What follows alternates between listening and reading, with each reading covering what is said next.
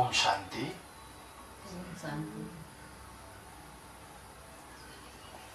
Revise मुरली 13 जून 2001।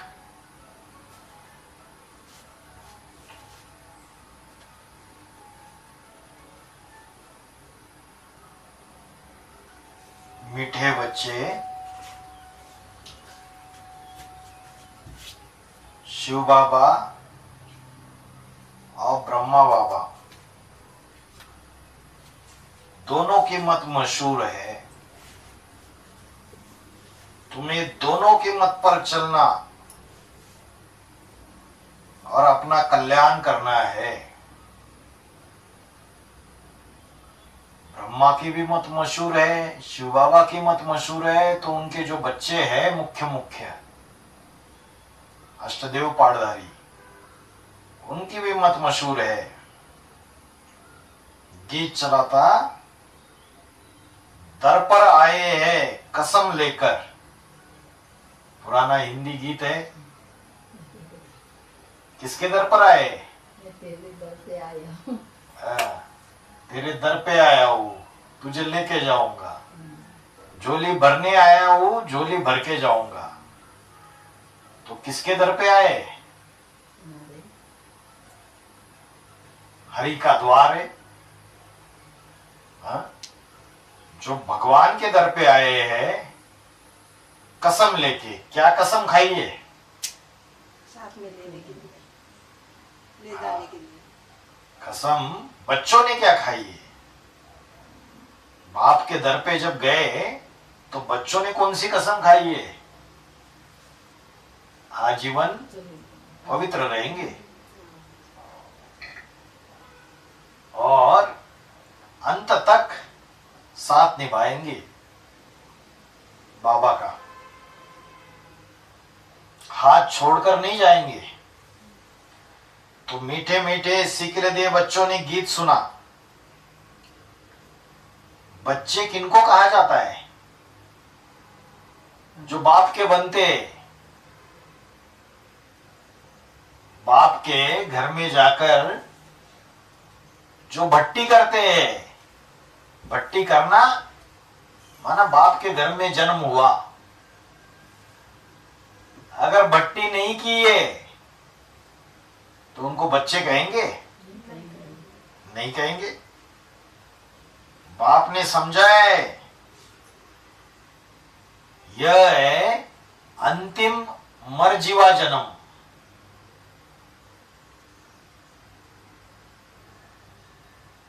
जीते जी बाप का बनना है।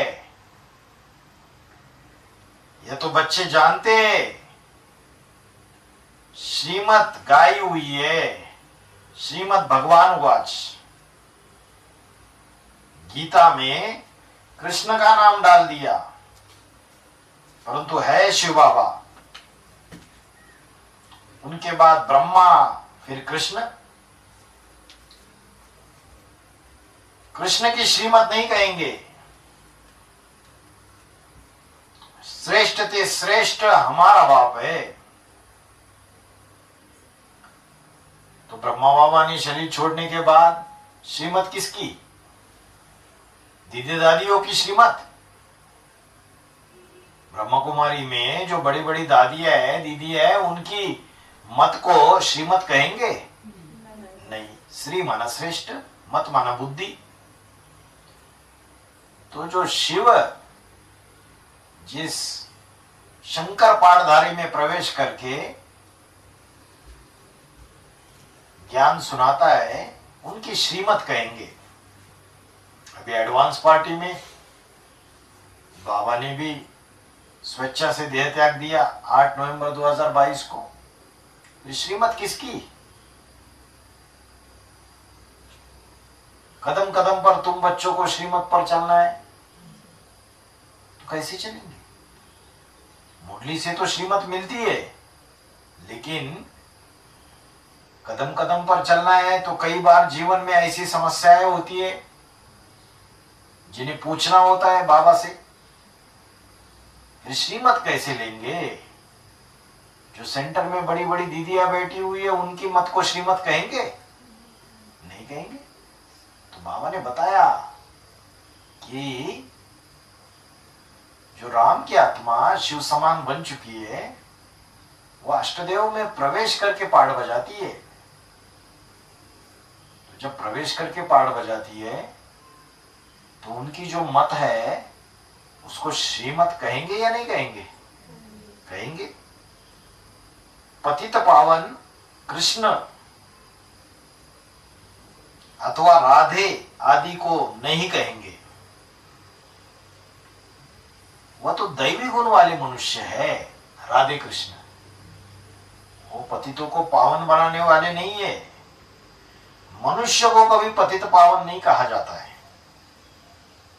सतयुग में ऐसे नहीं कहेंगे कि पतित पावन आओ। पतितों को पावन बनाने वाला एक ही बाप है, जिसकी श्रीमत पर तुम चल रहे हो। प्रजापिता ब्रह्मा की मत मशहूर है,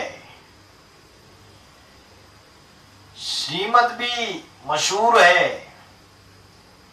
परंतु उनमें भूल कर देते हैं। जो बाप के बदले कृष्ण का नाम डाल दिया है। तो जो ब्रह्म कुमारी में जो प्रजापिता ब्रह्मा कुमार कुमार है, उन्होंने भी गलती की या नहीं की? दादा लेखराज जो ब्रह्मा की आत्मा है उसको ही गीता का भगवान समझ बैठे।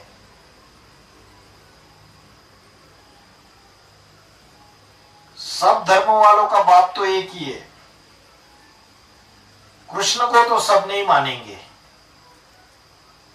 क्रिश्चियन लोग क्राइस्ट को फादर मानते, न कि कृष्ण को, क्योंकि क्रिश्चियन से क्राइस्ट की मुखवंशावली। शिव बाबा आकर तुमको अपना बनाते हैं।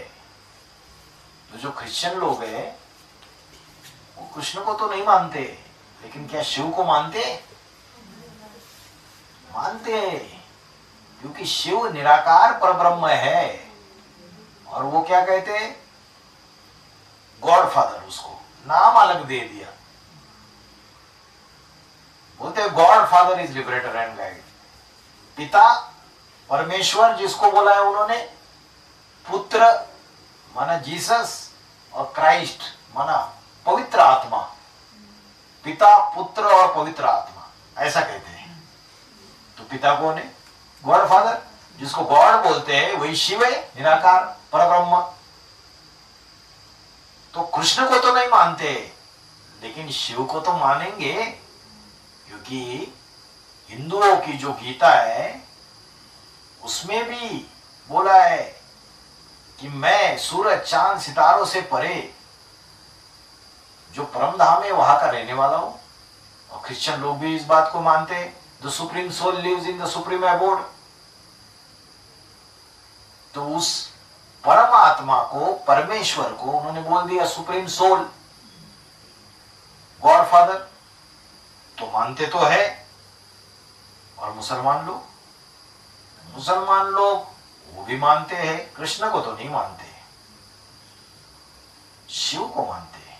कैसे? उसको बोलते हैं अल्लाह, अल्लाह मियां। निराकार पर ब्रह्म को अल्लाह मियां बोल देते, खुदा बोल देते। खुदा फर्श का नहीं, खुदा अर्श का रहने वाला है, खुदा सातवें आसमान का रहने वाला है। वो भी मानते हैं, नाम अलग अलग दे दिए। तो कहते हैं सिर हथेली पर रख बाप के बने हैं, उनके डायरेक्शन पर चलना पड़े। तुम्हें बाप को अपनी मत देने की दरकार नहीं रहती। कोई कोई ऐसे जो बाप को ही अपनी मत देते रहते सवेरे से लेकर शाम तक। वह खुद मत देने वाला है। ये तो सब बच्चे हैं। शिव बाबा नामी ग्रामी है। वह जो मत देंगे, जो कुछ करेंगे, राइट। उनको तो आत्माओं को उठाना है। तो बाबा बच्चों को उठाने के लिए जो कुछ भी करेंगे वो राइट है। देखने वालों को तो लगेगा अरे ऐसा क्यों करते, वैसा क्यों करते।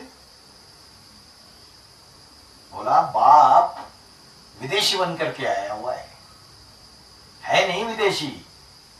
अगर ऐसा बन के विदेशी बन के नहीं आता तो तुम बच्चों से मिलन मेला भी नहीं मना पाता। बच्चे तो विदेशी है, विधर्मीय हो गए, अनेक अनेक धर्म का छिलका चढ़ गया। तो बाप को उनसे मिलन मेला मनाना है, तो उनसे संस्कार मिलाने हैं, तो विदेशी बनना पड़ता है उनको उठाने के लिए। कोई डूब रहा है तो डूबने वाले को अगर निकालना है तो डुबकी लगा के तल्ले में जाना पड़ता है। तल्ले में जाके फिर जाके उसको ऊपर निकालना पड़ता है। तो जो बच्चे विदेशी हो गए, विधर्मी हो गए, उनको उठाने के लिए बाप को विदेशी नहीं बनना पड़ेगा, बनना पड़ेगा। तो जो मत देंगे वो राइट है। इस ब्रह्मा को भी मत देते हैं कि यह करो, तुम्हारा कनेक्शन ही शिव बाबा से है। कोई का भी अवगुण नहीं देखना है, श्रीमत पर चलना है। शिव बाबा तो है निराकार, उनका यह घर तो है नहीं। तुम यहां पुराने घर में रहते हो, फिर स्वर्ग में जाकर अपने घर में रहेंगे। शिव बाबा कहते हैं मैं तो नहीं रहूंगा, मैं तो इस समय थोड़े टाइम के लिए आता हूं बस। राम की आत्मा शिव समान बन गई, अष्टदेव तैयार हो गए और स्वर्ग की छोटी राजधानी स्थापन हो गई, तो शिव का काम है फिर तो वापिस चला जाएगा। वो तो थोड़े टाइम के लिए आता है। तुम हो सच्चे सच्चे रूहानी सल्वेशन आर्मी। ये सल्वेशन आर्मी क्या है? ये फॉरेन कंट्री में एक सल्वेशन आर्मी बनाई हुई है। जहां भी डिजास्टर रहता है, समस्याएं रहती है, गरीब लोग हैं, उनको मदद करती है। तो वो तो जिस्मानी सल्वेशन आर्मी है, ये तो रूहानी सल्वेशन आर्मी है। सुप्रीम रूह बाप डायरेक्शन दे रहे, हूबहू ड्रामा प्लान अनुसार। कल्प पहले मुहापिक, कल्प कल्प जो डायरेक्शन देते होंगे वही देते हैं। रात दिन गुह्य गुह्य बातें सुनाते रहते हैं। बच्चों को अहंकार आ जाता है, हमको तो सारा ज्ञान पता है। तो बाबा ने बोला दिन रात गुह्य गुह्य बातें सुनाते, गुह्या तो गुह्यतरम ज्ञानम। मैं नहीं तो नहीं ज्ञान की बात सुनाता हूं। जो नया होगा वो समझ न सकेगा। समझ में आ रहा है? बल कोई 35-40 वर्ष से रहते, परंतु जो गंभीर बातों को नहीं समझ पाते हैं। क्या बोला? 35-40 साल से ज्ञान में चलने वाले भी गहरी गहरी बातों को नहीं समझ पाते। बाबा तो रोज नया सुनाते रहते। कराची से लेकर मुरली चलती आई है, निकलती आई है। कहां से? कराची। कराची में संगठन कब बना था? 1947-48 में। तब से मुरली निकलती आई है। पहले बाबा मुरली नहीं चलाते थे। बोला रात को 2 बजे उठकर 10-15 पेज लिखते थे।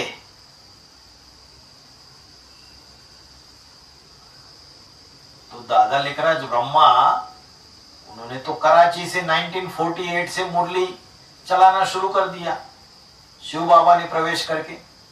उसके पहले बोला बाबा मुरली नहीं चलाते थे। रात को 2 बजे उठकर 10-15 पेज लिखते थे। बाबा लिखवा देते, फिर उनकी कॉपियां निकलती थी। लिखवाने वाला बाबा था और लिखने वाला कौन था? है? दादा लेखराज ब्रह्मा की आत्मा लिखती थी रात को 2 बजे उठ के, और उसको लिखवाने वाला जो बाबा था वो कौन था? वही यज्ञ के आदि का पाठधारी सेवक राम। भक्ति मार्ग में तो शास्त्र आदि के कागज संभालते, कितना संभाल के रखते जो भी शास्त्र है। और यहां क्या करते बच्चे?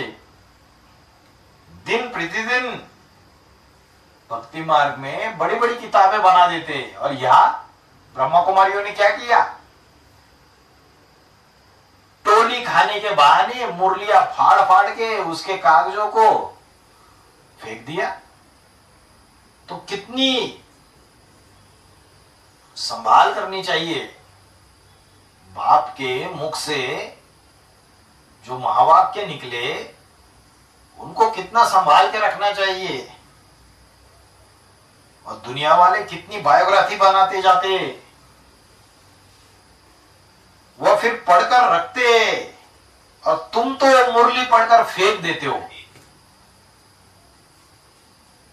क्या बोला? मुरली पढ़ करके तुम फेंक देते हो।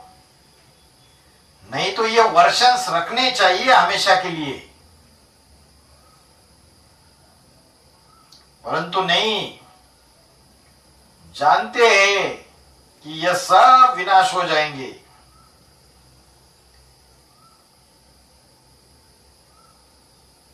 चित्र आदि जो भी तुम बनाते हो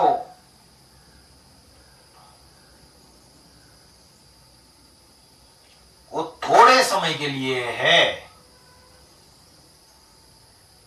फिर ये दब जाएंगे। सतयुग त्रेता युग में ये चित्र रहेंगे, फिर वहां न शास्त्र न चित्र कुछ भी नहीं रहते। फिर ये जो कुछ चल रहा है कल्प बाद भी होगा। शास्त्र आदि फिर द्वापर से शुरू होंगे।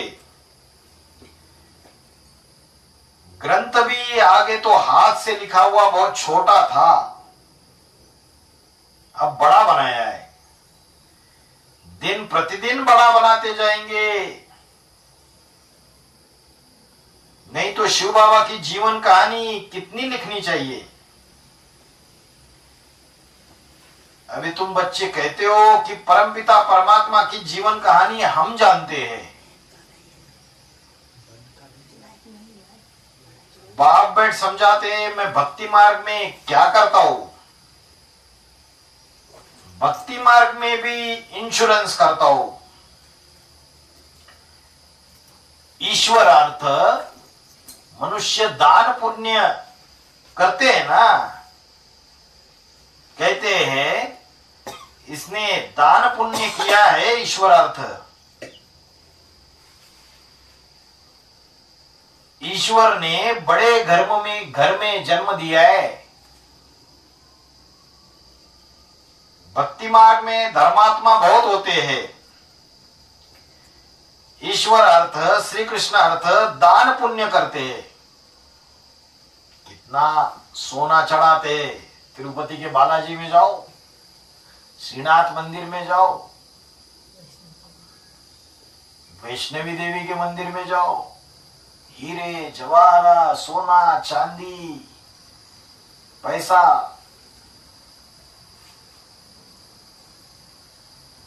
तो मैं बच्चों को दूसरे जन्म में अल्पकाल के लिए फल देता आया हूं। भावना का भी भाड़ा मिलता है या नहीं मिलता है? मिलता है, लेकिन अल्पकाल का मिलता है। और यहां जो कुछ भी दान पुण्य करेंगे, यहां कौन सा दान देना है? ज्ञान का दान देना है, गुण रत्नों का दान देना है, धन का भी दान देना है, धन का भी दान देना है, समय संबंध संपर्क सबको ईश्वरीय सेवा में लगाना है। तो यहां अगर दान पुण्य आदि करेंगे तो अल्पकाल का फल नहीं मिलेगा, 21 जन्म की बादशाही मिल जाती है, 21 जन्म की सुख और शांति मिल जाती है। तो कितना इंश्योरेंस हुआ? तो मेडिकल इंश्योरेंस करते हैं, गाड़ी का भी इंश्योरेंस कराते हैं। वो इंश्योरेंस कंपनी खलास हो जाएगी आगे चल के, तो इंश्योरेंस कौन देगा? बाप तो जन्म जन्मांतर का इंश्योरेंस करने के लिए आए हुए हैं। जो जैसे कर्म करते हैं उस अनुसार फल मिलता है। माया उल्टा काम कराती है श्रीमत के बरखिलाफ, जिससे तुम दुख पाते हो। अब मैं तुमको ऐसे कर्म करना सिखाता हूं जो कभी दुख नहीं होगा। इसलिए अष्टदेव 82-83 जन्म भी सुख भोगते हैं, क्योंकि ज्यादा श्रीमत का पालन करते हैं। और बाकी आत्माएं पौना हिस्सा सुख और पाव हिस्सा दुख, और दुनिया वाले आधा हिस्सा सुख और आधा हिस्सा दुख।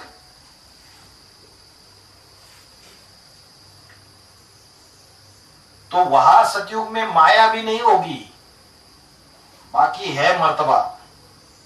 जो जितना इंश्योर करे, शिव बाबा भी ट्रस्टी है ना, नंबर 1 ट्रस्टी है। मुरली में क्या बोला? मैं खुद ट्रस्टी बनकर तुमको भी ट्रस्टी बनाता हूं। इसलिए जो कुछ भी करो वो पूछ के करो, क्योंकि मैं जीता जागता हूं ना। और बच्चे क्या करते? बच्चे अपना समझ लेते, ये मेरा मकान है, ये मेरा बैंक बैलेंस है, ये मेरी संपत्ति है, मेरा शरीर है, ये मेरा शरीर है, ये मेरे बच्चे हैं, तो मेरा है या तेरा हो गया। जब बाप मिला, मेरा सो तेरा, और जब तेरा हो गया तो हम इसके सिर्फ ट्रस्टी है। और जो ट्रस्टी होता है माता जी, जो ट्रस्टी होता है वो बिना मालिक के पूछे बगैर कोई भी चीज अपने लिए इस्तेमाल नहीं कर सकता। तो बाप खुद ट्रस्टी बन के आता है और तुम बच्चों को नंबरवार ट्रस्टी बनाता है। दूसरे की आसक्ति जाएगी। कोई ट्रस्टी तो किसका खाना ही खराब कर देते हैं। बाप तो देखो कैसा ट्रस्टी है, कहते हैं ये सब बच्चों के लिए। तुम्हारा सारा कनेक्शन शिव बाबा से। बाप कहते हैं मैं सच्चा ट्रस्टी हूं, मैं खुद सुख नहीं लेता हूं, बच्चों को सारी राजधानी देता हूं। लौकिक बाप भी बच्चों को सब कुछ वर्षे में दे जाते हैं, और ये बाप वो तो खुद स्वर्ग लेता ही नहीं, बच्चों को स्वर्ग दे देता है, खुद वापिस चला जाता है। तुमको ये सब देता हूं, तो तुम्हारा कनेक्शन सारा शिव बाबा से। बाबा कहते हैं कि मैंने भी तो फुल इंश्योरेंस कर दिया, तन मन धन सब बाप की सर्विस में लगाया।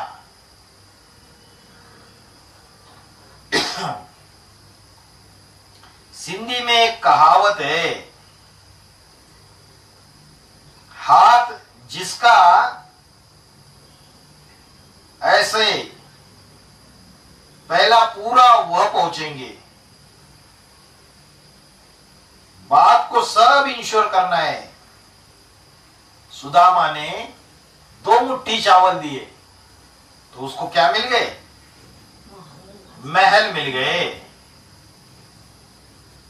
2 मुट्ठी चावल क्या है? हा? ये चावल माना ये आत्माओं का संगठन है। एक मुट्ठी में 108 रुद्रमाला के मन के रुद्रमाला, और दूसरी मुट्ठी में 108 विजयमाला के मन के। ये 2 मुट्ठी चावल दे देते और महल मिल जाते, स्वर्गीय संगठन रूपी। अभी देखो, मकान बना हुआ है, कोई ने 1 रुपया भेजा, हमारी ईंट भी लग जाए,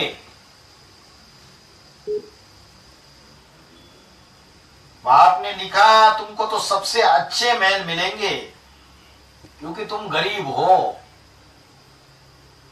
किसी के पास 1000 रुपए और उसमें से 300 रुपए लगा दिए ईश्वरीय सेवा, और किसी के पास 10 लाख है, उसमें से 50,000 लगा दिए, तो कौन ज्यादा श्रेष्ठ हो गया? 1000 में से 300 देने वाला ज्यादा भाग्य बनेगा उसका। तो जैसे राम सेतु बनाता, पुल बनाता लंका के लिए, तो गिलहरी ने भी सहयोग दिया था या नहीं दिया था?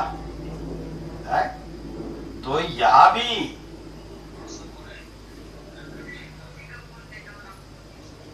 नंबरवार सहयोगी बनते।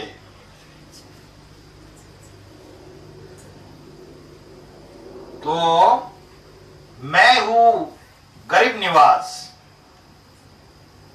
गरीब का 1 रुपया तो साहूकार का 10,000, दोनों को एक ही मर्तबा मिल जाता है। बोला साहूकार बहुत मुश्किल आते और सबसे कन्याएं तो बिल्कुल फ्री है। नंबर 1 देखो, मम्मा गई, उनके पास तो कुछ भी नहीं था। मम्मा गरीब घर से थी और जब आई यज्ञ में तो एक फ्रॉक पर आई, बाबा ने बोला, और फिर जगदम्बा का टाइटल ले लिया, है ना? कितना ऊंच मान मर्तबा ले लिया यज्ञ में। तो इसने सब कुछ दिया, फिर भी पहले लक्ष्मी फिर नारायण, कितना वंडरफुल खेल है। तो कभी किसी बात में संशय नहीं होना चाहिए। बाप दादा कोई कम थोड़ी है, जरा भी संशय इसमें नहीं लाना चाहिए। बहुत मीठा भी बनना है, कदम कदम पर श्रीमत लेनी है। आया फिर से? नहीं तो माया बड़ा नुकसान करा देती है। कभी कभी किसी में भूत प्रवेश हो जाता है, उनको लगता है भाई हमें बाबा ने डायरेक्शन दिया है ऐसे करने के लिए, तो वो बाबा का डायरेक्शन नहीं है, वो माया तुमसे उल्टा करा रही है। इसलिए कदम कदम पर श्रीमत लेनी चाहिए, नहीं तो माया बहुत नुकसान करा देती है। बच्चों को कितने डायरेक्शन देने पड़ते हैं। बाबा कहते हैं पूरा समाचार लिखो। कोई कोई बच्चे अपना समाचार लिखते ही नहीं है, अपना पोता मेल देते ही नहीं है। बाबा हर प्रकार की संभाल करेंगे। बाबा को बहुत ख्याल रहता है कहा ये बच्चा चढ़ जाए, पढ़ाई पर पूरा अटेंशन चाहिए। हम है मोस्ट बिलीवेड गॉड फादरली स्टूडेंट। भगवान वो आज भी लिखा हुआ है, परंतु कृष्ण का नाम डाल दिया है। कृष्ण भी सभी मनुष्यों से ऊंचते ऊंच ठहराना, फर्स्ट प्रिंस है, कृष्ण का नाम देते, नारायण का क्यों नहीं देते? कृष्ण है बालक, छोटेपन से बालक सतोप्रधान होता है, फिर बचपन से युवा, फिर वृद्धावस्था आती है। बच्चों की महिमा करते हैं क्योंकि पवित्र है ना। बालक ब्रह्म ज्ञानी के समान होता है, बच्चे से कोई पाप नहीं होता है। तो कृष्ण भी छोटा बच्चा होने के कारण उनका बर्थडे मनाते हैं, कृष्ण जन्माष्टमी। झूले पे झुलाती है माताएं रात को 12 बजे, कभी ऊपर कभी नीचे। तो पुरुषार्थी जीवन की यादगार है, कभी हाईएस्ट पुरुषार्थ कभी नीचे। बाबा ने बोला कृष्ण और क्राइस्ट की राशि मिलाई जाती है, तो बेबी क्राइस्ट को भी झूले में झुलाते हैं। और झुलाने वाली कौन है? माताएं। तो जो बेबी क्राइस्ट है उसका भी कोई बापों का बाप होगा 20 रूपी ब्राह्मणों की दुनिया में, उसको भी माताएं झुलाती रहती है। फिर भी कृष्ण को द्वापर में दिखा दिया है। ये सब बाप बैठ समझाते हैं, सिवाय तुम ब्राह्मणों के दुनिया में ऐसा कोई नहीं होगा जिसे ये सब बातें पता हो। ब्राह्मण है उत्तम, तुम ब्राह्मण हो ईश्वरीय संतान। सतयुग में ईश्वरीय संतान नहीं कहेंगे, ईश्वर से जरूर स्वर्ग की प्राप्ति होगी। यह तुम्हारा अति दुर्लभ अमूल्य जीवन, सबका तो हो नहीं सकता। हीरे जैसा जन्म अमोलक, कौड़ी बदले जाए रे। कैसा जन्म है? अमोलक, हीरे जैसा, लेकिन कौड़ी के बदले जाता है। कौड़ी माना, कौड़ी में अंधेरा रहता है। तो बुद्धि अंधेरे में जाती है। तो कौड़ी का आकार स्त्री के अंग जैसा है। तो यह ड्रामा ऐसा बना हुआ है। कल्प पहले जिन्होंने पढ़ा वो पढ़ रहे। भगवान ने जरूर भगवान भगवती पैदा किए,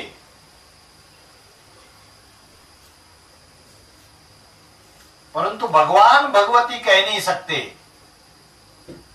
गॉड इज वन, निराकार की महिमा है, साकार की थोड़ी महिमा होती है।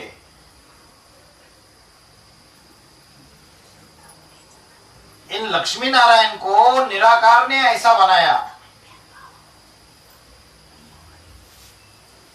अब राजयोग सीख रहे।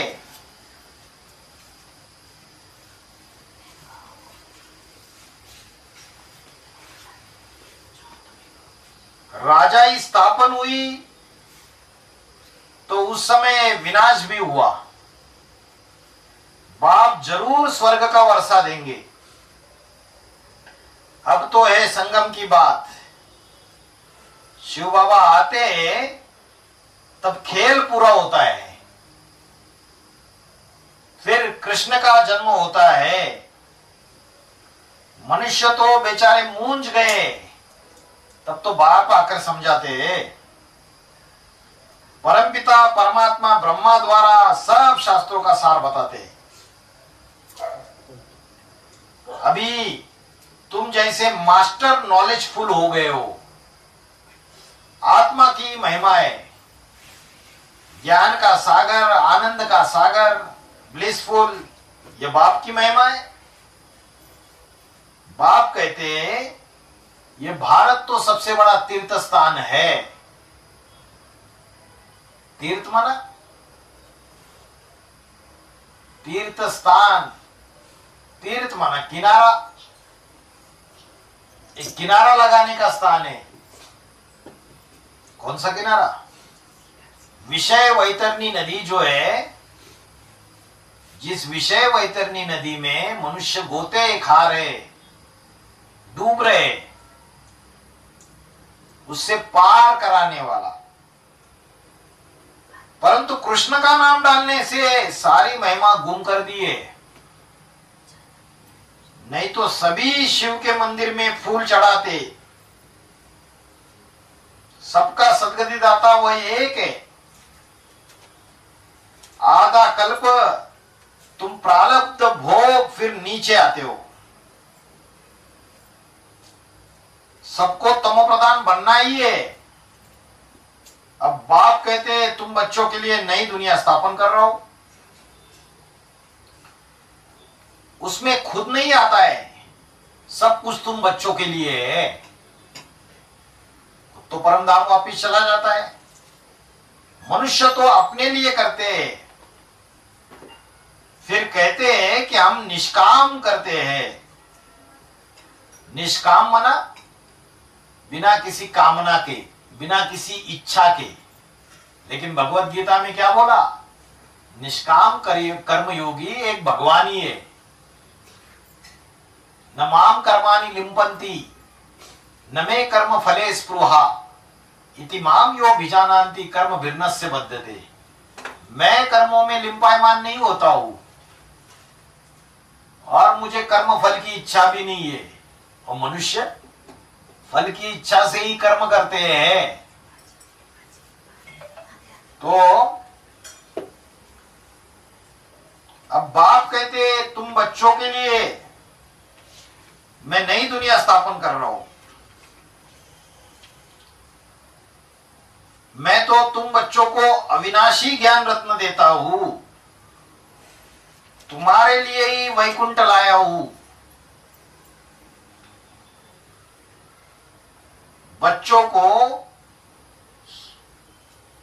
सॉवरेनिटी का सोविनियर देते हैं, मतलब पूरे विश्व का मालिक बनाते हैं।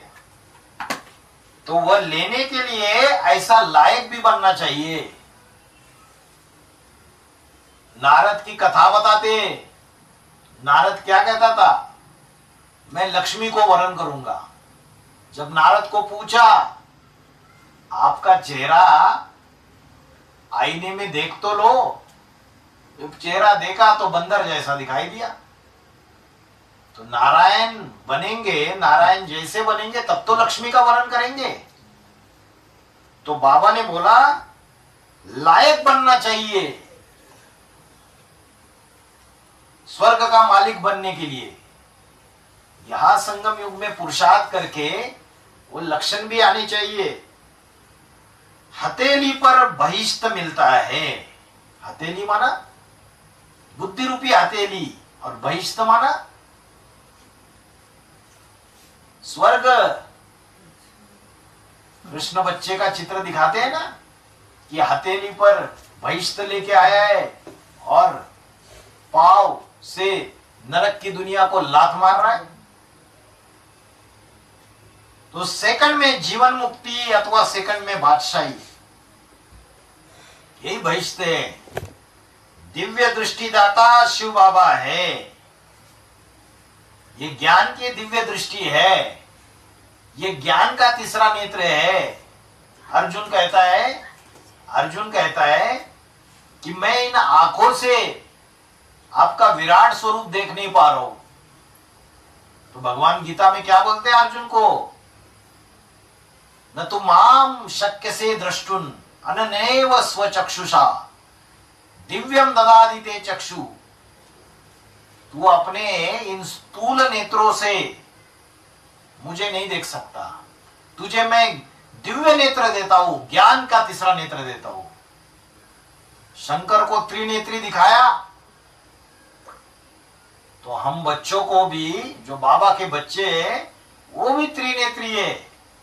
जो त्रिनेत्री होगा वो दूसरों को भी त्रिनेत्री बनाएगा।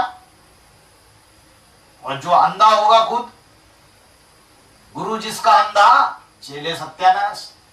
गांधारी ने पट्टी बांध के रखी थी और धृतराष्ट्र अंधा था, तो धृतराष्ट्र और गांधारी को फॉलो करने वाले सारे ज्ञान के अंधे हैं। यहां भी एडवांस पार्टी में माया बेटी ने सब कुछ जानकर भी अनजान बन रही है, आंखों के ऊपर पट्टी बांध के रखी हुई है। तो माया को फॉलो करने वाले जो है वो सारे के सारे वो भी अंधकार में जा रहे हैं ब्राह्मणों की दुनिया में। तो बोला सेकंड में वैकुंठ में ले जाते। इसमें बाबा के हाथ में कुछ भी चाबी नहीं है। बाप कहते मैं तुम बच्चों को राजा ही देता हूं, मैं नहीं करता हूं।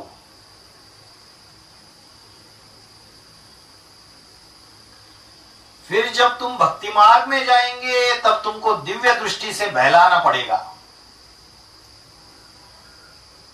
इसलिए भक्ति मार्ग में साक्षात्कार होते रहते हैं। ब्रह्म कुमारियों में आत्माओं को ज्यादा साक्षात्कार होते हैं या एडवांस पार्टी में ज्यादा साक्षात्कार होते हैं? ब्रह्मा कुमारी में ज्यादा साक्षात्कार होते हैं। क्यों? क्योंकि भक्ति ज्यादा है। अब बाबा को भक्त वाली आत्मा पसंद है या ज्ञानी तो आत्मा ज्यादा पसंद है? ज्ञानी तो आत्मा पसंद है। ज्ञानी प्रभु ही विशेष प्यारा, ज्ञानी तो आत्मा मुझे सबसे ज्यादा प्रिय है। तो बाप क्या करते हैं? बच्चों को बहलाते हैं। बाप कहते मैं तुम बच्चों को राजा ही देता हूं, मैं नहीं करता हूं। ऐसा बाबा कल्प कल्प के संगम युग में एक ही बार आते हैं। कल्प कल्प कल्प के संगम युग में एक ही बार आते हैं। 3 बार कल्प कल्प कल्प बोला, मतलब इसका मतलब क्या है? इसका मतलब कि 100 साल के संगम युग में 3 बार शूटिंग होगा 5000 साल के कल्प का। कल्प कल्प कल्प। अभी भी 2018 से 28 ये नया शूटिंग पीरियड है, लास्ट शूटिंग पीरियड है 5000 साल का। अब कल्प कल्प कल्प के संगम युग में आता हूं तो 2028-29 ये फाइनल संगम युग रहेगा, कलयुग की शूटिंग का अंत, और फिर संगम युग की स्वर्ग तैयार हो जाएगा। तो उस समय में आता हूं।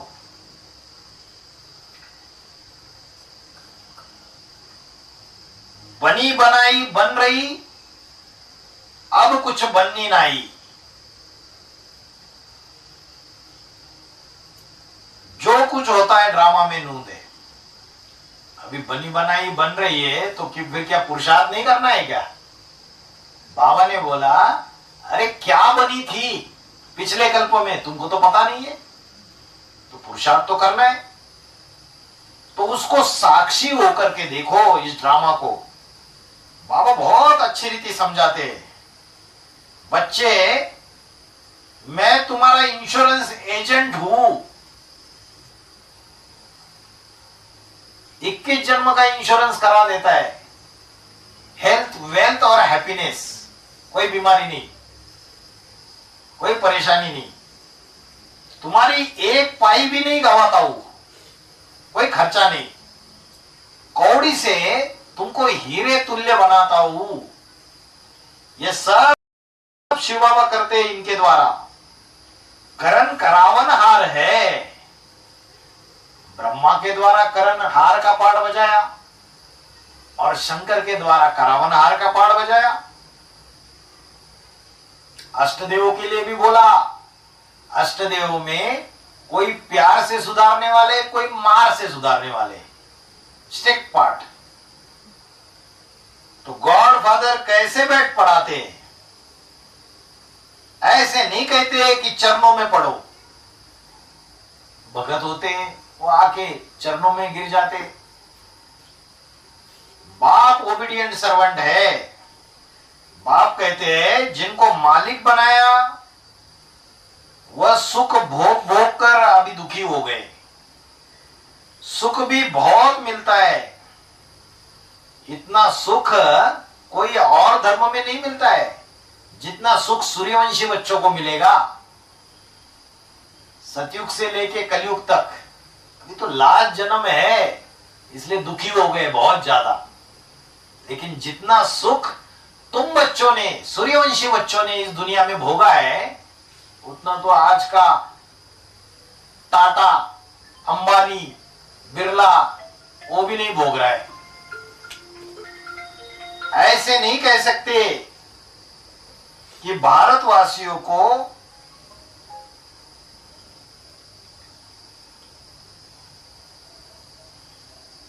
क्यों इतना सुख मिलता है, औरों ने क्या किया। अरे इतने ढेर मनुष्य, सब तो आ नहीं सकते हैं। जो स्वर्ग की राजधानी बनेगी उसमें तो थोड़े आएंगे। तो यह ड्रामा बना हुआ है। भारत में ही आदि सनातन देवी देवता धर्म था। भगवान ने आकर सहज राजयोग सिखाया था। बाप कहते हैं मैं फिर से आया हूं। तुम भी जानते हो 84 जन्मों का पाठ बजाया, अब फिर से हम घर जाते। ये बहुत पुराना चोला हो गया है। सर्प का मिसाल भी दिया है। सन्यासी लोग फिर कहते आत्मा सो परमात्मा में लीन हो जाती है। आत्मा सदाकाल कोई परमात्मा में लीन नहीं होती है। अगर परमात्मा में लीन हो जाए तो उसका अस्तित्व खलास हो जाए, नष्ट हो जाए। लेकिन आत्मा तो आदि अनादि है, कभी खलास होती नहीं है। तो आत्मा परमात्मा में लीन नहीं होती है, लवलीन होती है, उसके प्यार में समा जाती है। सन्यासियों ने उल्टा पकड़ लिया।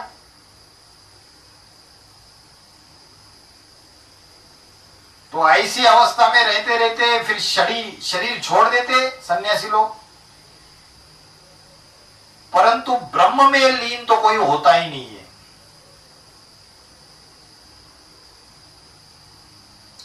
उनमें भी कोई कोई बहुत टिके होते हैं। शांति में बैठकर शरीर छोड़ चले जाते। क्या करते? जमीन में गड्ढा करेंगे, नीचे जाके बैठ जाएंगे और श्वास प्रश्वास की गति को रोक देंगे और फिर शरीर को त्याग देंगे। तो उनके चेले कहेंगे कि देखो ब्रह्म में लीन हो गए। ब्रह्मलीन महाराज बोलते हैं समाधि ले ली। तो उनका वायुमंडल में 2-3 दिन तक सन्नाटा हो जाता है, शांति के वाइब्रेशन फैल जाते हैं। तो तुम जानते हो कि ये पुराना शरीर छोड़ हम बाबा के पास जाते। ब्रह्मा तो बाबा नहीं है, यह उन विचारों का भ्रम है। क्या बोला? ब्रह्मा कोई बाबा नहीं है। जो शिव बाबा का पाठधारी है वो कोई अलग है। ब्रह्मा को तो टेम्पररी टाइटल मिलता है प्रजापिता ब्रह्मा का। जो असली प्रजापिता है वो शिव बाबा का पाठधारी है। मीठे मीठे सीख दे बच्चों प्रति, माता पिता बाप दादा का याद प्यार और गुड मॉर्निंग। रूहानी बाप की रूहानी बच्चों को नमस्ते। धारणा के लिए मुख्य सार, इस ड्रामा की हर सीन सीनरी साक्षी होकर के देखना है, क्योंकि बनी बनाई बन रही। कभी किसी बात में संशय नहीं उठाना है। बाप इंश्योरेंस एजेंट है, इसलिए तन मन धन बाप की सर्विस में सफल कर अपना भविष्य बनाना है। बाप से पूरा पूरा कनेक्शन रखना है, बाप को पूरा समाचार देना है। वरदान, अपने अनादि आदि स्वरूप की स्मृति से निर्बंधन बनने और बनाने वाले मर्जीवा भव। जैसे बाप लोन लेता है शरीर का, बंधन में नहीं आता है, ऐसे आप मर्जीवा जन्म वाले बच्चे शरीर के संस्कारों के स्वभाव के बंधन से मुक्त बनो। पुराने संस्कारों का भी बंधन है ना, वो छूटते ही नहीं है पुराने संस्कार ज्ञान में आने के बावजूद। तो उससे भी मुक्त बनना है, शरीर के बंधन से भी मुक्त बनना है। जब चाहे जैसे चाहे वैसे संस्कार अपने बना लो। जैसे बाप निर्बंधन है ऐसे निर्बंधन बनो। मूल वतन की स्थिति में स्थित होकर फिर नीचे आओ। अपने अनादि आदि स्वरूप की स्मृति में रहो और अपन को आत्मा समझ के कर्म करो।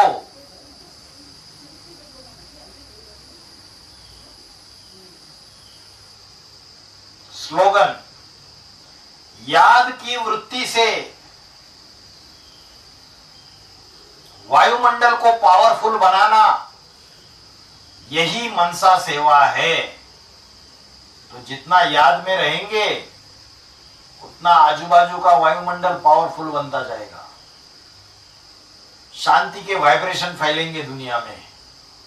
यही मनसा सेवा है। ओम शांति।